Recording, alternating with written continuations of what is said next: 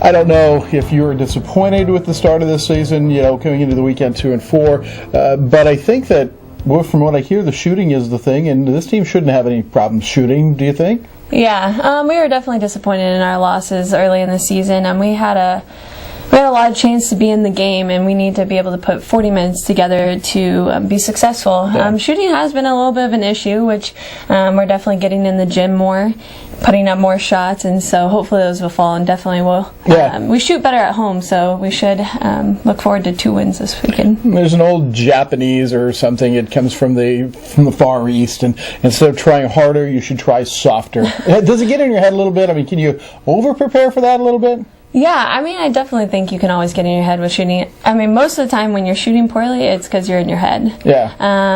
Not always, usually we're in college, so it's not usually mechanical at this point. So just getting up more reps, getting more confidence in yourself, and when you shoot the ball, it's going in, and you have to have that mindset. Yeah. Speaking of reps and confidence, coming off the injury a couple of years ago, are you back to full form now, do you think, or does it linger at all? Yeah, no, I'm definitely back to full form. I feel really good when I play. There's some times where I step and I'm kind of like, ooh, that hurt a little bit. But other than that, no, I feel really good. Are you bracing it or anything like that? Nope, I'm just playing without anything, and it feels it feels good to be free and not with something on it. It feels good. Okay, so take us through. You transfer to Jewell, and then before the season ever starts, you hurt your knee, and how'd you do that? Yeah, so I got here. I moved in on a Saturday, and on Sunday I went down to the gym to shoot around, get some reps in, and some of my teammates were down there, so we decided to play a little pickup. Just half court. It was about 5 minutes into it, and I'm down low posting up Katie Finn, and I just turned to make a move, and my knee it felt like my knee didn't come with me. It just stayed there, and it happened. So it's all Katie Finn's fault. I don't try to blame it on her ever. No. It was never her fault. No. What was the rehab like?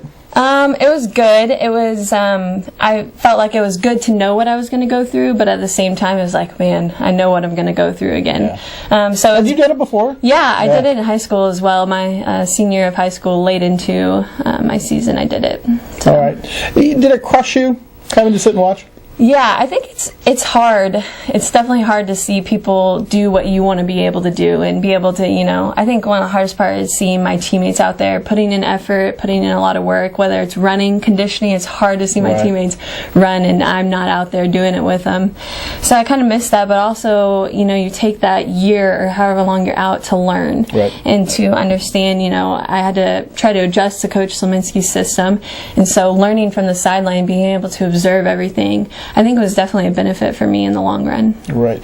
But tell me a little bit about, because I think you have the option to come back for a 5th year, and yet a lot of our female athletes don't do that for various reasons. What's your thought on that, about doing it or not doing it? Yeah, I think there's a lot that goes into the decision, but I think mainly people have different hopes and dreams, and some people are ready to move on at that point. You're playing 4 years or however many years you've played. Some people are just ready to move on, and I'm kind of in it's definitely a tough decision, and I'm just kind of waiting for some things to fall into place, and hopefully we'll see what happens. How about academically? What are you doing at Jewell? What do you want to do after basketball? Yeah, so I'm majoring in psychological science, and I want. Is that why you're looking at me?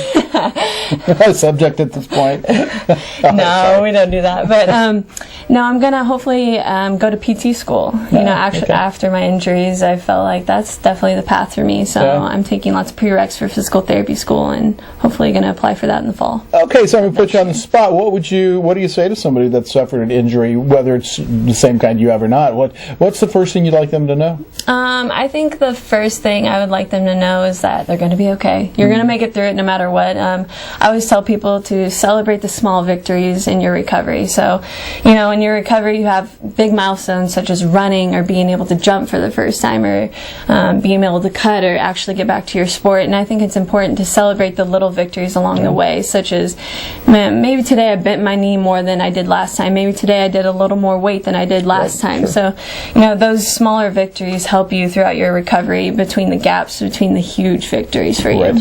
From Truman High School in in Independence, not far from here. Can you tell us a little bit about your family back in Independence? Yeah, so I have my mom and my dad are still back in Independence. My dad works at UMKC, and my mom is a teacher in the Kansas City School District. And I have two brothers. They are far away from here. One's in Oklahoma City, and the other one is in El Paso, Texas. So we're kind of spread out, and I miss them a lot. Yeah, I bet you do. I bet you do. What other hobbies do you have? What do you do when you're not studying or playing basketball? What's interesting to you? Goodness, I'm not a very interesting person, I guess. I don't have very many hobbies, but I like to hang out with my teammates. We play a lot of games, card games, board games whenever we're free.